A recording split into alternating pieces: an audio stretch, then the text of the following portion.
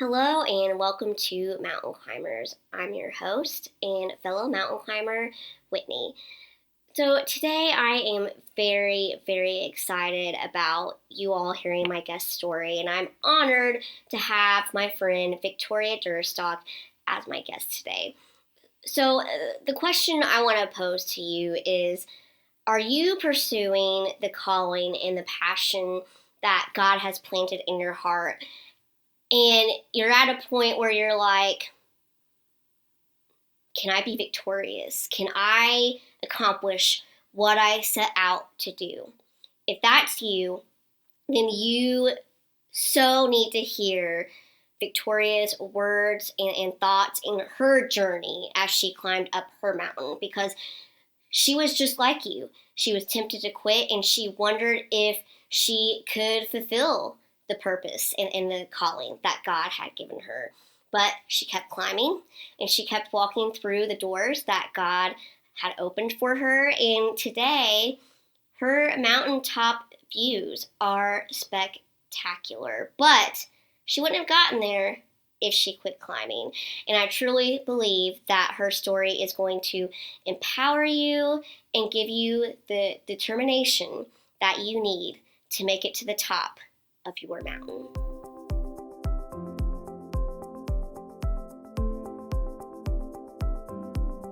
Hey, Victoria, welcome to Mountain Climbers.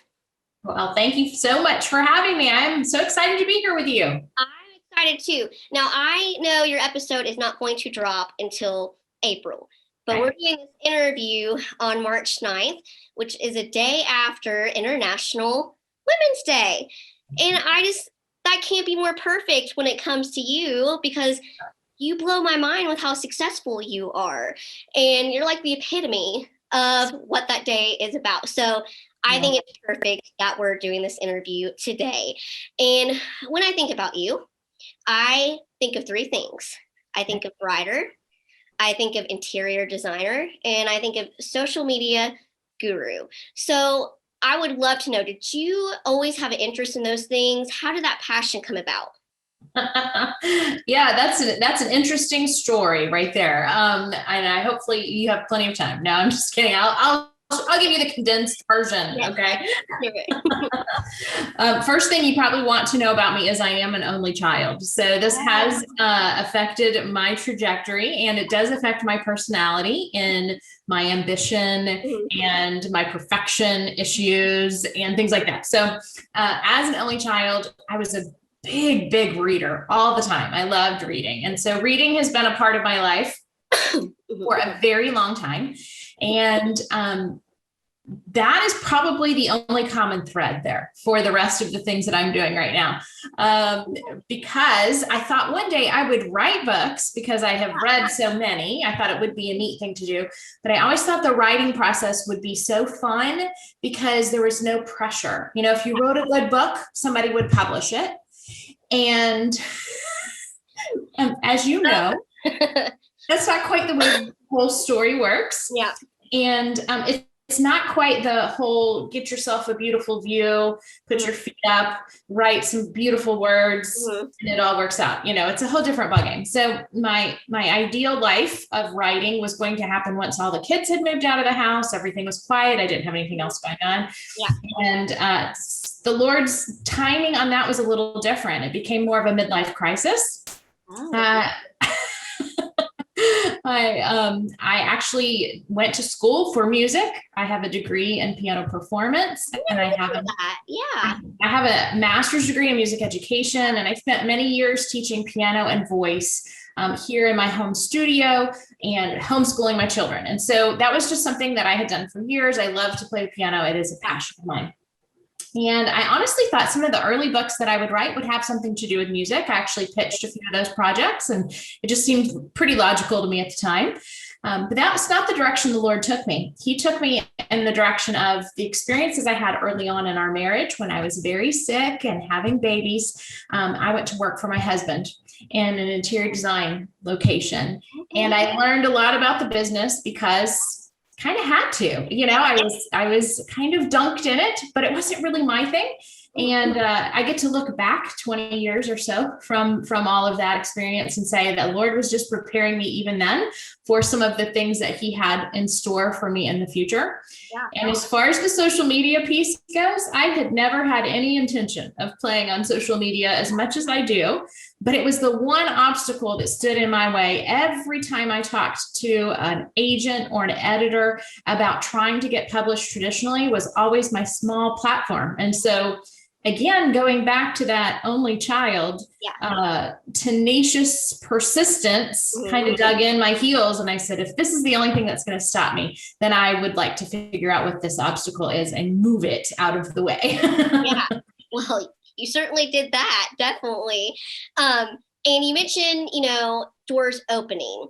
And one of those things is Serious Writer. How did you become involved with Serious Writer?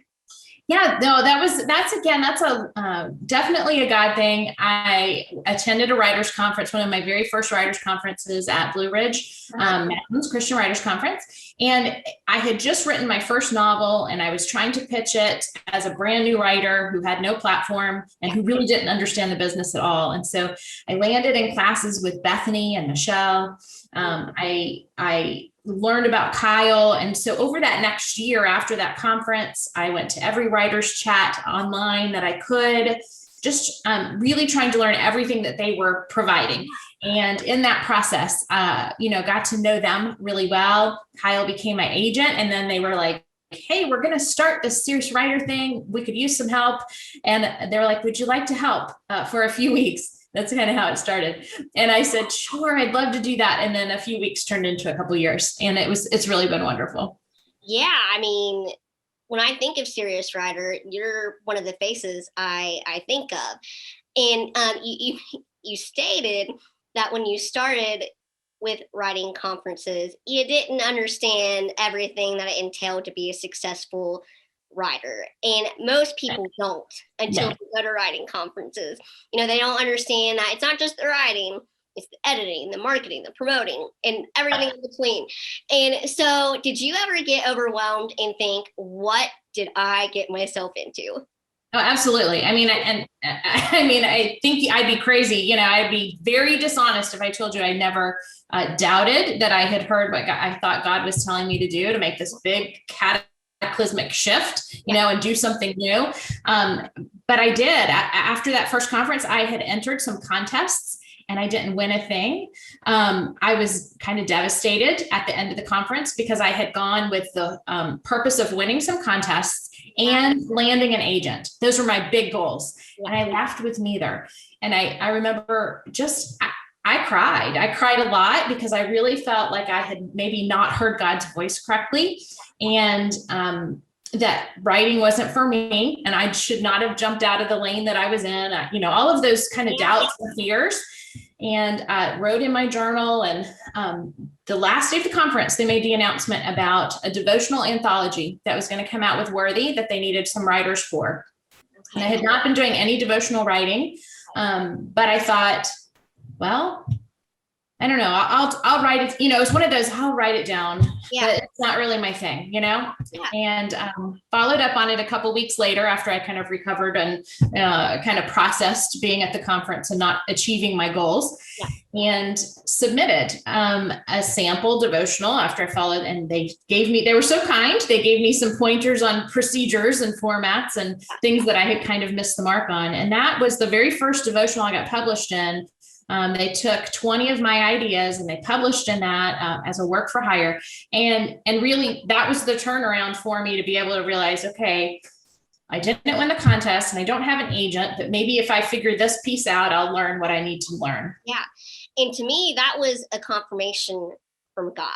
So what other confirmations did God give you to tell you, yeah, you are on the right path? An editor who first heard my idea for the Heart and Home books, who loved HGTV, adored and really got the concept the first time she read it. Like, she was my champion. And without her, I think that it would have been a much harder process to convince people what I was trying to do. And so Karen was my champion, and that really helped because I still had kind of a small platform at the time, but they were willing to move forward.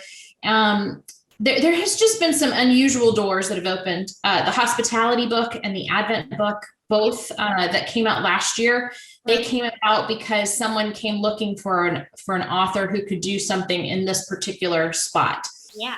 And it was exactly what I wanted to write about. So God just continues to kind of confirm and open doors. And I just kind of continue to be obedient, even if I feel like maybe I'm taking on more than I really feel capable of. Yeah. And even if it feels like maybe I don't even know what I need to know yet, but I'm just going to go ahead and be obedient. Yeah, that totally makes sense. I am a firm believer that you walk through all the doors until God closes them. I definitely believe that. And I think it's biblical. And, those confirmations were just pointing you to the bigger picture, the top of your mountain. And you mentioned Heart and Home and all the other books that you publish with interior design, themes. And when you saw those books published and just saw the accumulation of all your passions and goals together, how did that feel? It's so hard to put into words, and I love words. So it's remarkable to kind of see it in your hands for the first time. I was actually at a furniture show in Las Vegas with the first sample in my hand of the first Heart and Home book, because I was trying to run down and meet some folks to kind of get my picture taken with them, with my new book. And I held it in my hand and I just had to kind of sit down and have a few tears. And, that was a book that was written in 30 days. So it was also just this culmination of just frenzy, to try to get things done, but also just the beauty of saying, God's allowed me to do this. And isn't this really awesome to see in my hands, what God's allowed me to do? Yeah, I can't imagine. I'm not published yet. I'll be published soon. And the thought to hold it in your hand, I can't even imagine how it's special. It really is. It's just, and each one that comes out, I still kind of feel it's still really special. It doesn't get old. It's still, I think it's still remarkable. And I think it's because it is such a challenge to see it come out. It's almost like birthing a baby. I mean, it's just this long process. You don't know if you're any good at it. There's not a lot of people out there saying, hey, you're doing a good job. You're just kind of trying to punch through and work through long nights and early mornings and meet deadlines. And so there's so many emotions wrapped up in it. So holding it in your hand feels really, really good. Oh, yeah, I'm sure. And so you did it. Successful author, successful interior designer, and you have this really awesome business where you help writers build their social media presence. But God still had a dream to plant in your heart. And my mind's blown with this. And that is launching your own publishing house. How did that come about? Well, that is something that if you'd asked me about a year ago, I would have said, I have no plans to do that. I really didn't even have plans to do that. What month is it? Like 6 months ago. I mean, it was really one of those things that came about rather quickly. And again, it kind of goes back to that type A personality, people who like to be in charge and run things. It comes back to that in the end. And just this idea of, I would like to know how to figure out the other side of this puzzle. I like to learn new things. I'm always trying to understand the process. What does it take? And then because I've worked with so many really great people who are trying to break into publishing, who are in publishing, but haven't been able to get the next contract, my desire was, how can I figure out a way to bring some other people with me? And there's an urgency in my spirit that time is short. Yeah. And at the end of last year, I just felt it much more. It's just this in my heart, time is short. Time is urgent. And I can't write all the books as fast as I want to, and I can't get them published by myself as fast as I want to. So how can I find people that can all make an impact together? And it really kind of feeds into my mission, which was really to create beauty, cultivate community, and make an impact. And so when we combine all those things together, it really just kind of made sense that a publishing house was next. Yeah, I love it. And I love the name.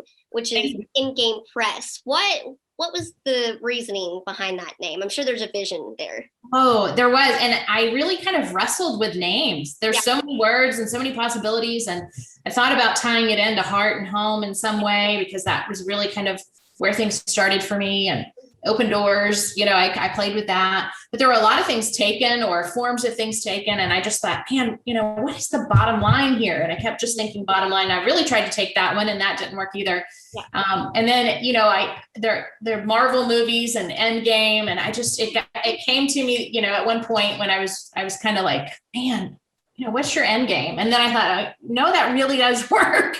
And so in searching and finding that InGame Press was actually a website that was available and I could move forward with it, I went, well, this is kind of obvious. So, well, for the writers that are going to be watching this interview, what are you looking for?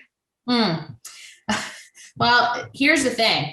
I have actually received so many submissions at this point that I'm actually not looking for anything right at the moment. That's amazing. It is amazing. It's remarkable that God has brought in so many people already that we are going to move forward with. But I'm trying to pace myself, because I do want this to be a long-lasting business. I want it to be here for a long time so that it can help as many people for as long as possible. Yeah. So as I'm launching, I'm trying not to launch too fast or too many. And so I'm currently, I was just thinking, I have this big pile. I can show it to you right here. These are the proposals I'm reading currently. Oh my goodness. That's so amazing though. Yes. And we've already contracted. We have 5 books that will come out this fall. We have 6 that are coming out in the spring.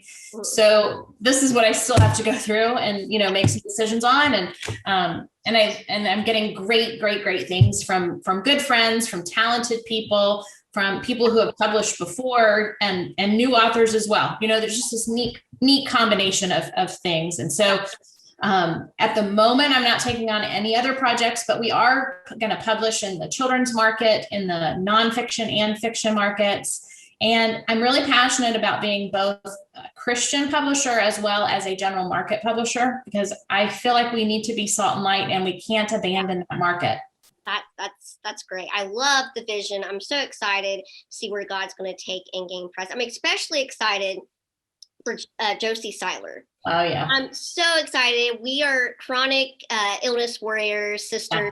So when I saw that her book is going to be published, she told me about it, and I'm so thrilled for her and very excited to see just how far God is going to take this. I know he's going to do amazing things with it. But your journey is amazing, but it's been a big mountain to climb. And as you stated, there are times you wanted to quit because it was so overwhelming. Yeah, I even thought about it last week. Yeah, yeah, see, like you're constantly climbing that mountain, it's just, it's a never ending climb. And, you climb so far, victory, then you climb again and victory. If you would have quit, look at all that you would have missed out on. Absolutely. That would have been devastating.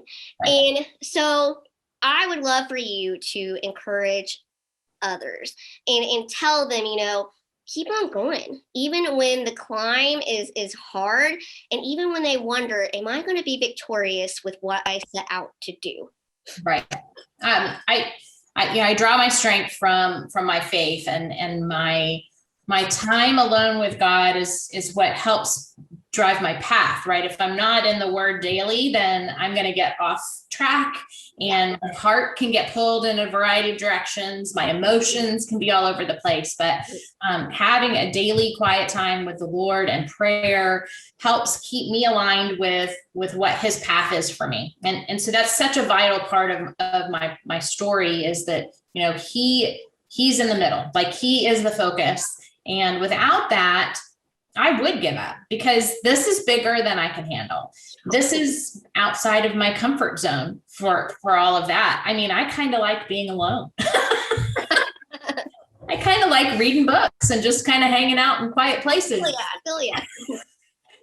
So this is kind of beyond me. And I know that. And I sometimes ask the Lord why he wouldn't let me at least use some of my strengths sometimes, but instead he chooses to use those weaker parts of me because I know it brings him more glory. And so when I'm tired, when I want to give up, when I'm frustrated, I have learned to rest, take a break, walk away, go for a walk, get in bed with the fuzzy blankets and decompress with a book or, something to watch, something different, do something different, but don't quit. You rest, but you don't quit. And maybe tomorrow it'll feel better. And usually it does. Yeah. Sometimes it takes a couple days, but usually in a day or so, it feels better. And you just trust that if God didn't want you to keep moving on, just like you said, he would shut the door. Yeah. And so until he shuts the door, I feel like it's imperative for me just to keep being obedient and leave all the results in his hands. He's going to do with it what he wills. I need to just be obedient to whatever he calls me to do. And that would be my desire for everyone else out there to say, until he shuts the door, until it's very emphatic and for sure this is not the place for me at this time, then keep going. Yeah, I love that. That is so wise. And, even though a lot of people know that, they need to be reminded of it. Yeah. Because like you said, when you're in the midst of the climb, it can be difficult to remember. So I know I'm going to take that to heart. And absolutely. Yeah, thank you so much. And what I love is about your story is, a lot of times people look at a woman like you and all they see are the victories. They see the blessings, the gifts. They don't see how difficult it was to get to where you are now. And so I appreciate you sharing your journey. And I really think it's going to empower others to say, if Victoria can do it and if she's cheering me on, then I can do it too. And I'm so inspired by you. And the biggest thing that I love about you and your journey is that you show this truth. Yeah. When your strength comes from the right source, there's not a mountain you can't climb. That's right. Amen.